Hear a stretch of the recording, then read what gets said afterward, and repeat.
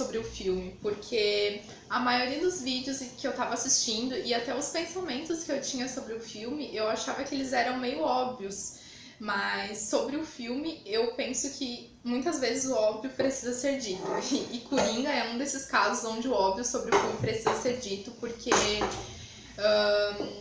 talvez muitas coisas das quais o Coringa trata estão na eminência do caos social, mas as pessoas não se dão conta e continuam repetindo as mesmas atitudes que são justamente a problemática do filme, sem perceber que estão agindo dessa forma.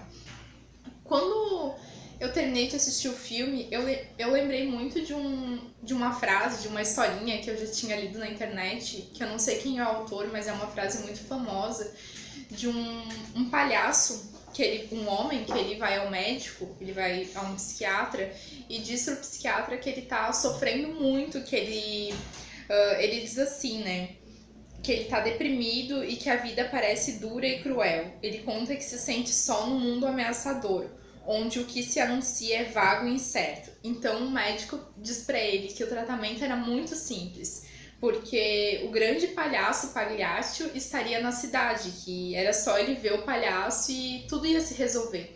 E aí ele responde pro médico dizendo que o palhaço era ele, que estava na cidade.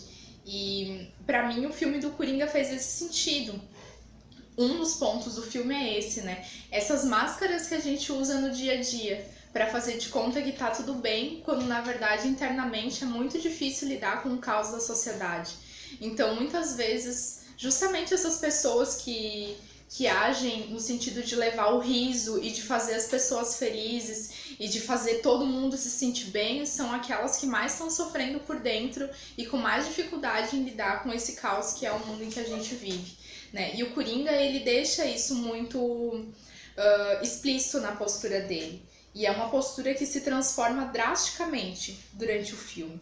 Na primeira vez que eu vi o filme, eu vi 2 vezes, e as duas muito próximas uma da outra. E na primeira vez que eu vi o filme, me causou uma angústia muito grande em ver o sofrimento do personagem, o sofrimento do Arthur. Ele consegue, o ator, ele tem essa capacidade incrível de explicitar uma dor muito grande, principalmente na risada, né? Aquela risada de dor e sofrimento. E é onde ele demonstra toda essa agonia que ele vive e a gente consegue sentir o mesmo, né? A gente consegue também compartilhar dessa agonia que ele vive.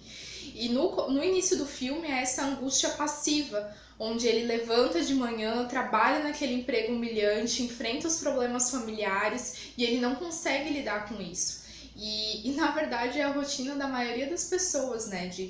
Ou de muitas pessoas, pelo menos, de trabalhar em empregos que não fazem com que elas se sintam felizes, de carregar toda essa dor e todo esse sofrimento e fazer as mesmas coisas um dia depois do outro e um dia depois do outro, quando na verdade as realizações e a felicidade ficam apenas no campo da imaginação e dos sonhos, né? Mas qual é a grande questão do filme? Porque talvez ele poderia ser simplesmente uma pessoa infeliz, como muitas pessoas são, mas que não se revolta, que não agride ninguém e continua levando sua vida caótica e infeliz para o resto dos seus dias.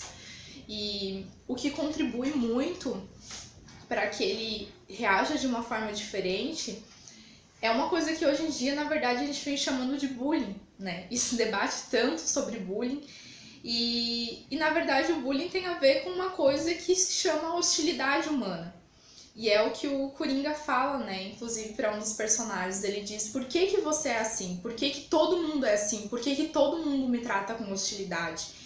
E eu percebo que hoje em dia a gente vive a moda da hostilidade, né? Porque parece que todo mundo acha bonito ser arrogante, ser orgulhoso, tratar as pessoas com grosseria, e parece que isso faz com que as pessoas se sintam superiores de alguma forma. E virou meio que uma moda você ser hostil e arrogante. As pessoas acham que isso é uma questão de personalidade.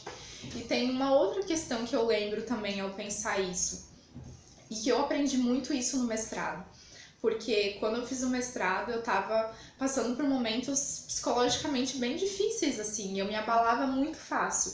E às vezes o ato de alguém sorrir pra mim, ou ser gentil, ou tentar me ajudar de alguma forma num problema, fazia com que eu valorizasse isso de uma forma muito absurda e até descabida.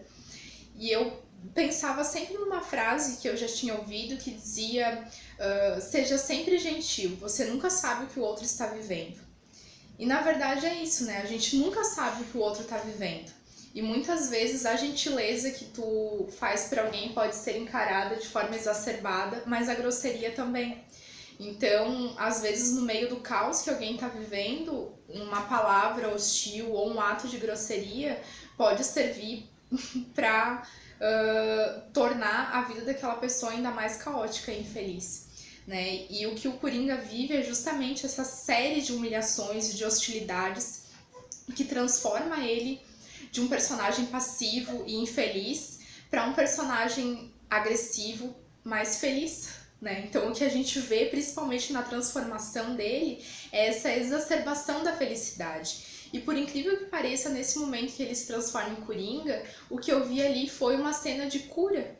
Ele se cura, ele consegue finalmente ser quem ele é.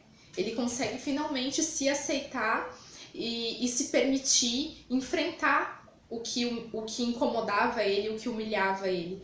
E a grande questão é, né, ele poderia ter feito isso por meio da arte, ele poderia ter feito isso por meio do teatro, da dança, das piadas, enfim, de diversas formas. Mas ele faz isso justamente por meio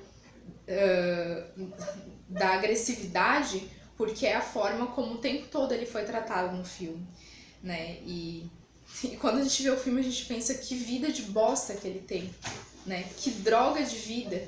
Me fez lembrar muito São Paulo, sabe? Aqueles prédios caindo, mas que dentro moram pessoas e todo mundo acordando às 5 da manhã, indo dormir às 3 da manhã, num emprego que não satisfaz em nenhum nível a vida dessas pessoas, nem financeiramente, nem no sentido de escolha de carreira, né? E são vidas infelizes, mas que essas pessoas vão levando isso um dia após o outro até o momento em que elas enlouquecem, em que elas chutam um balde e enlouquecem como a sociedade tá enlouquecida, né? E torna a gente pessoas que não têm essa escolha de poder, por exemplo, não passar por situações humilhantes como as quais ele passa. E nesse sentido também que é preciso falar sobre o Batman nesse filme, né? Apesar de ele ser uma criança. Porque o Batman, ele aparece como personagem depois dos seus filmes e quadrinhos e tudo mais, como esse herói justiceiro, né? E a gente pensa, vendo ali o cenário de Gotham, será que o Coringa é o mal de Gotham? Né? Será que é de fato o Coringa o mal de Gotham? Ou será que Gotham é o mal? E nesse cenário, o lugar ali precisa desse herói justiceiro que aparece sempre nos momentos oportunos? Ou será que precisa de igualdade social? Será que precisa de menos hostilidade? E a figura do Batman no filme é o que me dá aquela sensação do problema da burguesia na nossa sociedade, porque o Batman é justamente essa figura passiva, né? E você olha para ele e você pensa, que culpa tem ele de ser rico, né? Que culpa tem ele de viver nesse castelo, nessa mansão? Ele é só um menino que vai para lá e vai para cá e é empurrado e é puxado e não faz nada, né? E meio que ele passa essa sensação da passividade da burguesia. E a gente pensa, que culpa tem essas pessoas de serem ricas, né, e de morarem em seus castelos? Mas enfim, se elas não têm a culpa de acumularem essa riqueza, a culpa é justamente pela passividade, né? A culpa é por essa passividade de ficarem enclausurados no seu castelo e assistir passivamente pessoas definhando de fome do lado de fora. E o Batman, ele é esse estilo de herói. Ele é um herói que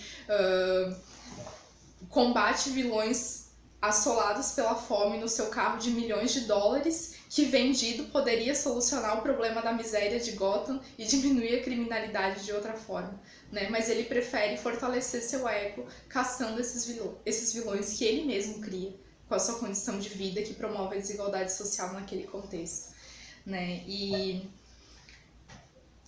enfim, a questão da desigualdade social e da hostilidade é esse pano de fundo, né, de Gotham, e que promove essas diferenças tanto na vida da família do Batman quanto na vida do próprio Coringa, que acabam ali se cruzando.